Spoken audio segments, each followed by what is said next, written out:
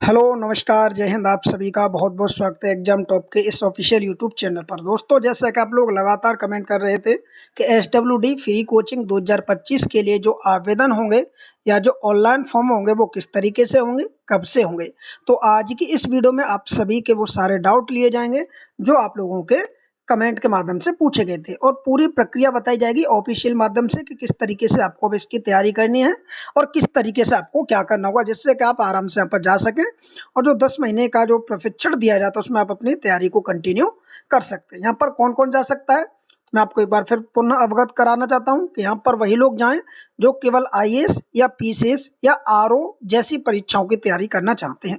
अगर आप one day exam की तैयारी करना चाहते हैं तो मैं कहूँगा आप यहाँ पर ना जाएं, क्योंकि यहाँ पर जो क्लासें लगती हैं वो यूपीपीसीएस और यूपीएससी के अकॉर्डिंग ही चलती हैं। यहाँ पर आप देख पा रहे होंगे free IAS PCS coaching UP government की स्कीम है, जिसमें अब आपसे 2025 में जो एग्जाम होंगे आपके यूपीएससी के या यूपी पीसीएस के, उनके लिए आपको यहाँ पर तैयारी कराई जाएगी।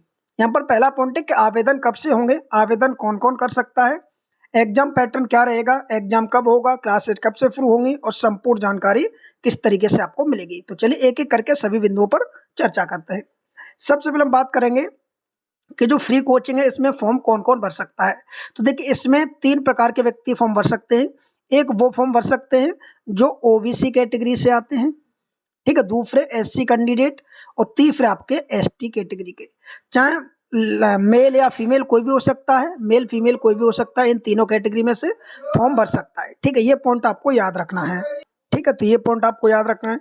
दूसरी जानकारी मैं आपको यहाँ पर बता दूं कि दूसरी जानकारी होगी कि जिसकी उम्र 21 वर्ष कंप्लीट हो चुकी हो, ठीक है, 21 साल से ऊपर का हो वही फॉर्म भर सकता है, और जिन्होंने कम से कम ग्रेजुएशन की डिग्री ले रखी हो, ठीक है, कौन सी, तो ग्रेजुएशन उसका कंप्लीट हो गया हो, वो व्यक्ति यहाँ पर आराम से फॉर्म फिल कर सकता है। तो पहली योग्यता 21 वर्ष, दूसरी योग्यता ग्रेजुएशन कंप्लीट होना अनिवार्य है। ठीक है, तो ये 2 चीज़ आपको ध्यान रखनी है।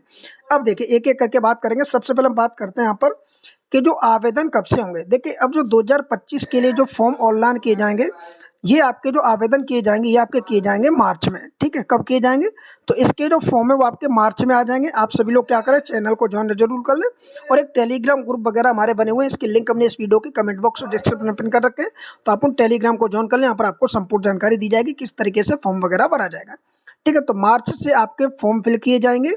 ठीक है, आवेदन कौन कौन कर सकता है बता चुका हूँ, जिसकी उम्र 21 वर्ष हो, ओबीसी एससी और एसटी कैंडिडेट हो, आराम से यहाँ पर आवेदन कर सकता है।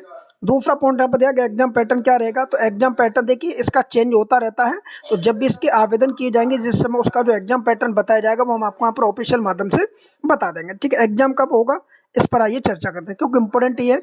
मार्च में देखिए 20 दिन केवल फॉर्म भरे जाते हैं, ये पॉइंट आप नोट कर लें, केवल 20 दिन में आपका फॉर्म भर दिया जाता है केवल। ठीक है, तो मार्च में आपके फॉर्म भर दिए जाएंगे, तो अप्रैल के बाद आपका, अप्रैल में थोड़ा एडमिट कार्ड वगैरह रहेंगे, मई में आपका एग्जाम हो जाएगा।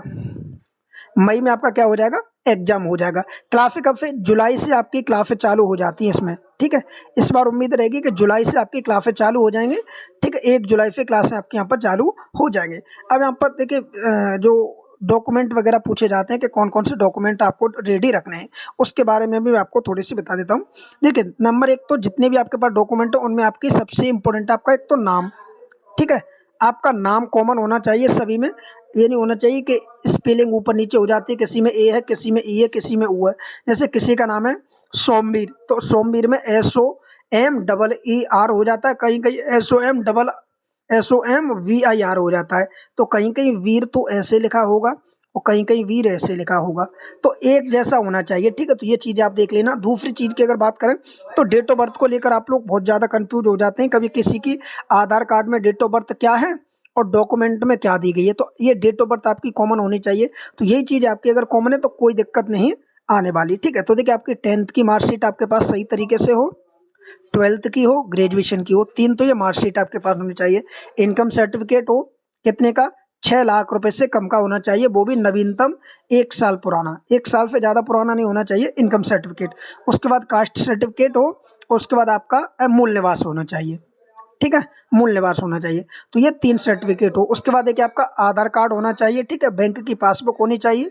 ठीक है, बैंक की पासबुक, ये सारी चीज़ें अगर आपके पास हैं तो आप आराम से अपना आवेदन कर सकते हैं। तो ये डॉक्यूमेंट जो अभी आपको आवेदन करने के टाइम पे चाहिए ये होने चाहिए, ठीक है।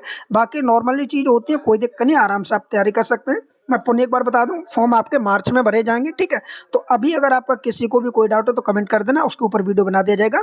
और अब इससे संबंधित वीडियो आपको समय समय पर मिलते रहेंगे, और इससे संबंधित क्लासेस भी हम बीच बीच में लेकर आते रहेंगे। तो उसके लिए आप बेझिझक रहें, टेलीग्राम को ज्वाइन कर लें। Thank you. जय हिंद, जय भारत।